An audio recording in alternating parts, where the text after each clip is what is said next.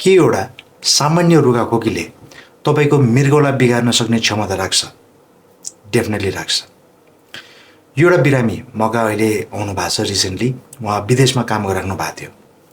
त्यसपछि उहाँको मेन समस्या, उहाँको रिपोर्ट लिएर आएर मका आउँदाखेरि उहाँको क्रियाटिनिन 7 मा पुगिसकेको थियो र उहाँको पिसाबमा प्रोटिन पनि चुहावट भइरहेको थियो। त्यसपछि उहाँको रिपोर्टहरू हेर्दाखेरि उहाँको मृगौला एकदमै चाँडो बिग्रेको हुनाले उहाँलाई तुरुन्तै हामीले भर्ती गऱ्यौँ।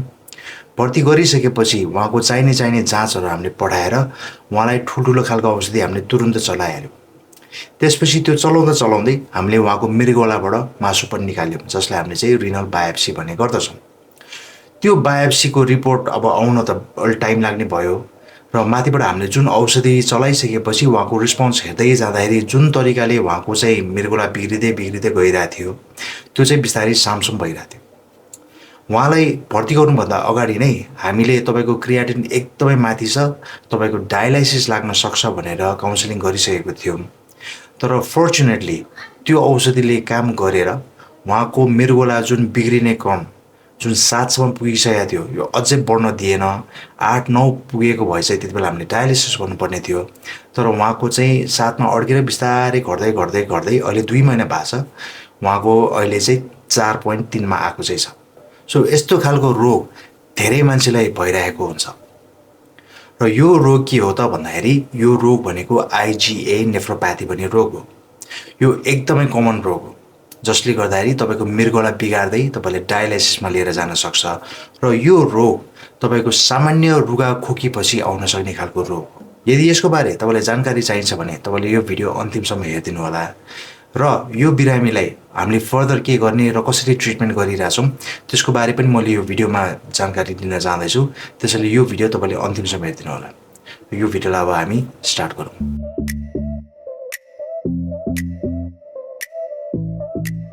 यो IgA नेफ्रोप्याथी भनेको जुन रोग हो, यो युजुअली हाम्रो घाँटीमा इन्फेक्सन यदि भयो, तपाईँको रुगाखोकी लागिरहेछ, निल्दाखेरि गाह्रो भइरहेछ, स्वर तपाईँको सुकिरहेछ, त्यस्तो खालको घाँटीको इन्फेक्सन भइसकेपछि हाम्रो यो घाँटीमा एउटा चाहिँ प्रतिरोधात्मक क्षमताहरू बस्ने एउटा चिजहरू हुने गर्दछ, जसलाई हामीले वाल्डियर्स रिङ भन्ने गर्दछौँ। त्यो ठाउँबाट यदि तपाईँको कुनै भाइरस या ब्याक्टेरिया तपाईँको शरीरमा छिर्न थाल्यो भने त्यसले इमिडिएटली एक्ट गरेर त्यो भाइरस अथवा त्यो ब्याक्टेरियालाई न्युट्रलाइज गर्ने काम गर्दछ अथवा त्यसलाई चाहिँ सामसुम पार्ने काम गर्दछ। तर यो जुन प्रतिरोधात्मक क्षमतामा यदि समस्या परेर अलिकति बिग्रिएको खालको चिज निस्किदियो, जुन नर्मली निस्किनु पर्ने अलिकति बिग्रेर निस्कियो भने यो तपाईँको सर्कुलेसनमा तपाईँको चाहिँ रगतमा बग्दै इभेन्चुली तपाईँको मृगौलामा गएर त्यहाँबाट क्लियर आउट हुने गर्दछ।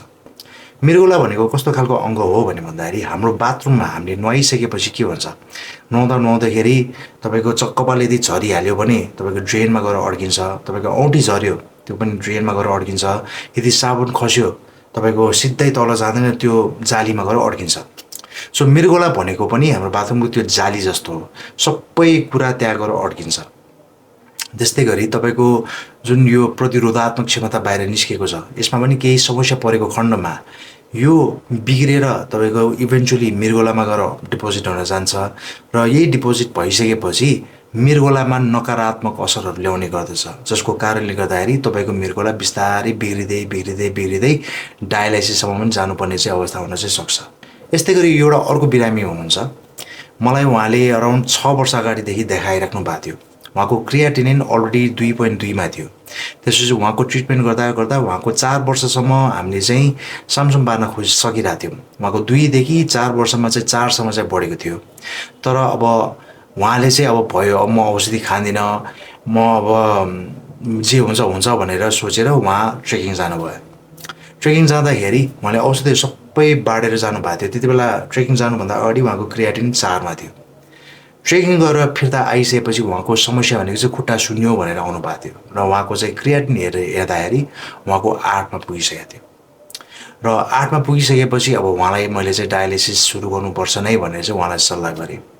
त्यस्तै गरी धेरै बिरामीहरूको यो IgA नेफ्रोप्याथी हामीले थाहा पाइरहेछौँ। यो विश्वभरि नै एकदमै कमन खालको रोग हो। अब यसले तपाईँको शरीरमा कसरी लक्षण ल्याउन सक्छ भन्दाखेरि नम्बर 1 यो बिना कुनै लक्षण पनि बस्ने गर्दछ। जस्तै उदाहरणलाई कोही मान्छे को कुनै लक्षण छैन सपोज अनि ऊ टाउको दुख्यो अथवा प्रेसर बढ्यो अथवा उहाँको चाहिँ अलिकति खुट्टा सुन्या जस्तो गरेर जब उहाँ चाहिँ हस्पिटल जानुहुन्छ इमर्जेन्सीमा जानुहुन्छ त्यसपछि उहाँको चाहिँ जेनरल चेकअप गर्दाखेरि या पिसाबको जाँच गर्दाखेरि या उहाँको चाहिँ रिनल फङ्सन टेस्ट भन्ने जाँच गर्दाखेरि उहाँलाई डक्टरले तपाईँको मृगौला फेल भइसकेको छ तपाईँको डायलाइसिस गर्नु बेला भइसकेको छ भनेर भनिदिनुहुन्छ किनभने पहिला त केही पनि समस्या थिएन उहाँलाई एक्कासी उहाँले त्यस्तो खालको न्युज सुन्दाखेरि उहाँ पनि एकदमै सक सरप्राइज भन्छ कसरी हुनसक्छ मलाई त्यस्तो केही समस्यै थिएन म जहिले पनि के अरे राम्ररी खाना खाइरहेको थिएँ मैले रक्सी खाँदिन्थेँ मैले चुरोट खाँदिन्थेँ मैले यस्तो लागु औषधिको के पनि सेवन गरिदिन्थेँ तर मेरो मृगौला कसरी फेल भयो त भनेर उहाँले भन्नुहुन्छ कोही कोहीको त्यस्तो हुन्छ कोही कोहीमा यो आइजिएन नेफ्रोप्याथी भन्ने रोग यो पिसाबमा प्रोटिन चुहावट हुने रोग बिना कुनै लक्षण बिस्तारै मृगौलाले बिगार्दै बिगार्दै लास्टमा गएर डायलाइसिसमा प्रेजेन्ट गर्नु पनि सक्छ तर यदि यसले लक्षण ल्याइहाल्यो भने कस्तो खालको लक्षण ल्याउँछ भन्दाखेरि नम्बर 1 यसले तपाईँको प्रेसर बढाउन थाल्छ प्रेसर बिस्तारै बढ्दै बढ्दै जान्छ र तपाईँले औषधि सुरु गरे तापनि तपाईँको प्रेसर कन्ट्रोलै हुँदैन एउटा औषधिबाट भएन त्यसपछि 2टा थप्यो त्यसपछि 3टा थप्यो तैपनि तपाईँको प्रेसर कन्ट्रोलमा नआउन पनि सक्छ सो यस्तो खालको रोगहरू भइरहेछ भने तपाईँको चाहिँ कतै न कतै समस्या परेको छ भने चाहिँ बुझ्न सकिन्छ किनभने प्रेसरलाई सामान्य एउटा औषधिले हामीले कन्ट्रोल एउटा या 2टा औषधिले कन्ट्रोल गर्न सक्छौँ तर 3टा पनि म्याक्सिमम डोजमा गइरहेछ त्यसले पनि कन्ट्रोल गरिरहेको छैन भने अरू केही समस्या छ कि भन्ने चाहिँ हामीले शङ्का डेफिनेटली गर्नुपर्ने चाहिँ हुन्छ त्यस्तै गरी तपाईँको पिसाबमा फिज आउनु पनि सक्छ जुन पिसाब फेर्दाखेरि कमोडमा अलिकति फिज बेसी आउँछ बबल बेसी आइरहेको हुन्छ अनि त्यसपछि यो फिज तपाईँको 1 मिनट 2 मिनटसम्म तपाईँको जाँदै जाँदैन यदि नर्मल मान्छेको हो भने 15 सेकेन्ड आधा मिनटभित्रमा त्यो फिज हराइहाल्छ तर यदि कसैको चाहिँ पिसाबमा प्रोटिन चुहावट भइरहेछ भने यो एकदमै लामो समयसम्म चाहिँ बसिराख्न चाहिँ सक्छ यदि त्यस्तो छ भने मलाई के पनि भएको छैन भने चाहिँ नबस्नु होला त्यति बेला तपाईँले आफ्नो जाँच गरिहाल्नु होला नम्बर 3 मा तपाईँको पिसाबमा रगत यसले ल्याइदिन चाहिँ सक्छ यो पिसाबमा रातो नै भएर बाहिर आउन सक्छ जसलाई हामीले चाहिँ क्रस हेमाचुरा भन्ने गर्दछौँ भनेको आँखाले देख्न सक्ने खालको पिसाबको रगत भन्न सक्छौँ अथवा कोही कोहीमा चाहिँ पिसाब दिएर माइक्रोस्कोपले हेरेर त्यहाँतिर चाहिँ रगत आएको छ कि छैन भनेर चाहिँ हामीले हेर्न सक्छौँ कोही कोहीमा चाहिँ त्यो आँखाले हेरेर चाहिँ देखिँदैन तर माइक्रोस्कोपको अन्डरमा हेरेर त्यहाँ रगत आएको छ भनेर चाहिँ हामीले देख्यो भने त्यो पनि एकदम नराम्रो हो र यसलाई चाहिँ हामीले फर्दर जाँच गर्नुपर्ने चाहिँ हुन्छ यो बाहेक तपाईँको जब पिसाबमा प्रोटिन चुहावट हुन थाल्छ त्यति बेला शरीरमा प्रोटिनको मात्रा घट्दै गइसकेपछि तपाईँको खुट्टा पनि सुन्निन थाल्छ र तपाईँको आँखा पनि सुन्निन थाल्छ सो यस्तो खालको समस्या आएको बेला तपाईँले चाहिँ के पनि होइन यो आफै निको हुन्छ म त दिनभरि बसमा खुट्टा झुलाएर बसेको हुनाले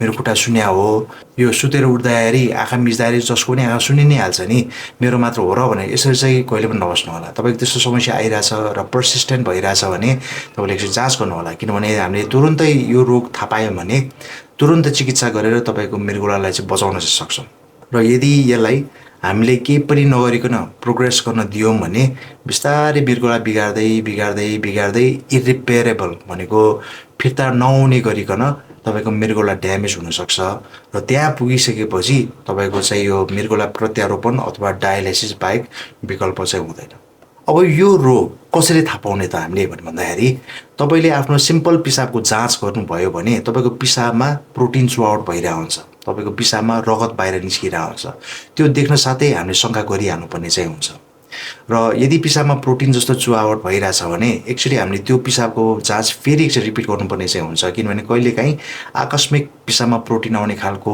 समस्याहरू पनि हुनसक्छ जस्तै यदि तपाईँको ज्वरो आइरहेछ तपाईँले हेभी एक्सर्साइज गरिराख्नु भएको छ तपाईँको थाइरोइडको समस्या छ तपाईँ गर्भवती हुनुहुन्छ अथवा तपाईँको पिसाबमा इन्फेक्सन छ पिसाबमा पत्थरी छ भने क्षणिक पिसाबमा प्रोटिन पनि आउन चाहिँ सक्छ त्यही भएर हुनाले हामीले चाहिँ 2 हप्तामा एकचोटि रिपिट गरेर तपाईँको पिसाबमा प्रोटिन यथावत छ घटेर गयो अथवा बढ्दै गइरहेछ त्यो हेर्नुपर्ने चाहिँ हुन्छ यदि बढ्दै गइरहेछ भने डेफिनेटली तपाईँको मृगौलाको छान्ने सिस्टममा समस्या परिरहेछ तर त्यसलाई तुरुन्त हामीले चिकित्सा गर्नुपर्छ भनेर त्यसरी हामी अगाडि बढ्नुपर्ने हुन्छ यो बाहेक हामीले तपाईँको रिनल फङ्सन टेस्ट भन्ने जाँच गर्छौँ यो रिनल फङ्सन टेस्टले तपाईँको मृगौला कसरी काम गरिरहेछ यो आइजिएन नेफ्रोप्याथी भन्ने रोगले तपाईँको मृगौला बिगार्दै लिएर गइरहेछ कि छैन यदि बिगार्दै लिएर गइरहेछ भने तपाईँको युरिया तपाईँको क्रियाटिनिनहरू बढ्न थाल्छ र त्यस्तो खालको कन्डिसन हो भने तपाईँलाई तुरुन्तै भर्ती गरेर हामीले ठुलो औषधि चलाइहाल्नुपर्ने चाहिँ हुन्छ त्यसलाई कुरिराख्न चाहिँ मिल्दैन जति कुर्यो त्यति बिग्रिँदै गएर फिर्ता आउने चान्स कम हुँदै हुँदै जान्छ। र लास्टमा हामीले गर्ने भनेको चाहिँ तपाईँको मृगौलाबाट मासु निकाल्ने अथवा बायोप्सी निकाल्ने। त्यो बायोप्सीले तपाईँको जुन मृगौलाबाट मासु निकाल्छ त्यसमा एक्ज्याक्टली के रोग छ भनेर हामीलाई भनिदिन्छ। यदि आइजिए नेफ्रोप्याथीकै कुरा गर्दाखेरि पनि त्यो मासु निकालिसकेपछि रिपोर्टमा कसरी आउँछ भने तपाईँको चाहिँ ठिक हुने खालको आइजिए नेफ्रोप्याथी हो कि होइन, तपाईँको त्यहाँ धेरै दाग भएर दीर्घकालीन मृगौला रोगमा गइरहेछ कि छैन, त्यसलाई औषधिले कतिको काम गर्छ भनेर हामीलाई चाहिँ सङ्केत दिन्छ। र त्यो अनुसार हामीले तपाईँको औषधि कसरी गर्ने त, सिम्पल प्रेसरको औषधिबाट मात्र तपाईँ कन्ट्रोल गर्न ट्राई गर्ने या सिम्पल सुगरको औषधि मात्र कन्ट्रोल गर्न ट्राई गर्ने कि ठुलो ठुलो औषधिहरू जस्तै स्टेरोइड्सहरू भयो, त्यसो माइक्रोफिनोलाइट मफ्टिल्सहरू भयो अथवा साइक्लोफस्माइड्सहरू भयो, यस्तो खालको औषधि तपाईँलाई चिकित्सा गर्ने कि नगर्ने भनेर चाहिँ हामीलाई सङ्केत दिन्छ। किनभने तपाईँको यदि मृगौला फिर्ता आउने खालको कन्डिसन जस्तो हो भने हामीले रिस्क क्लियर भए तापनि तपाईँको त्यस्तो ठुल्ठुलो औषधि हामीले चलाउनु पर्ने हुन्छ। किनभने अल्टिमेटली हाम्रो उद्देश्य भने के हो भन्दाखेरि तपाईँको मृगौला फेल भएर तपाईँ डायलिसिसमा नजाओस् भनेर चाहिँ हो। सो त्यसको लागि हामीले ठुल्ठुलो खालको औषधि चलाउनु पर्ने हुन चाहिँ सक्छ। अब यो कस्तो खालको रोग हो भने भन्दाखेरि यो रोग चाहिँ तपाईँको बिस्तारै प्रोग्रेसिभ हुँदै जान्छ। सकेसम्म हामीले औषधिको माध्यमले कन्ट्रोलमा राख्ने हो। तपाईँको डाइटलाई कन्ट्रोल गरेर सामान्य प्रेसरको औषधि या सामान्य सुगरको औषधिले त्यसलाई कन्ट्रोलमा राख्न ट्राई गरिराख्ने हो। यदि कन्ट्रोलमा बसिरहेछ त्यसै नै हामीले ट्रिटमेन्ट कन्टिन्यू गरिराख्छौँ। यदि त्यसले भइरहेको छैन, तपाईँको पिसाबको प्रोटिन बढ्दै गइरहेछ, तपाईँको क्रियाटिन बढ्दै गइरहेछ भने तपाईँले ठुल्ठुलो खालको औषधिहरू स्टेरोइड्सहरू चलाउनु पर्ने चाहिँ हुन्छ होइन। यदि त्यसले पनि भएन, वार गरेर बिग्रिरहेछ भने अगाडि भनेको जस्तो साइक्लोफस्माइडहरू चलाउनु पर्ने चाहिँ हुन्छ। अब यो ट्रिटमेन्ट यदि गरेर तपाईँको चाहिँ कन्ट्रोलमा बसिरहेछ धेरै राम्रो हो। तर यो रोग कस्तो छ भन्दाखेरि बिस्तारै बिग्रिँदै जाने खालको रोग चाहिँ हो। त्यसको कारणले गर्दाखेरि यदि तपाईँको रोग फेला परिहाल्यो भने तपाईँले आफ्नो त्यो रोगलाई हेला गरेर चाहिँ नबस्नु होला। प्रब्लम परिरहेछ तपाईँ तुरुन्त डक्टरका जानुहोस् र डक्टरको फलोअपमा चाहिँ बसिराख्नुपर्ने चाहिँ हुन्छ। किनभने तपाईँको मृगौला बिग्रिँदै जानुबाट चाहिँ उहाँले बचाउन चाहिँ सक्नुहुन्छ। सो आजको भिडियोमा यति नै। यदि तपाईँको पनि आइजिए नेफ्रोप्याथी रोग डायग्नोज भएको छ भने तपाईँले कसरी आफ्नो चिकित्सा गरिराख्नु भएको छ तल कमेन्टमा लेखिदिनु होला।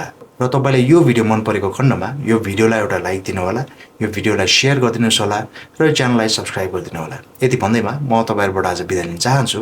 नमस्ते।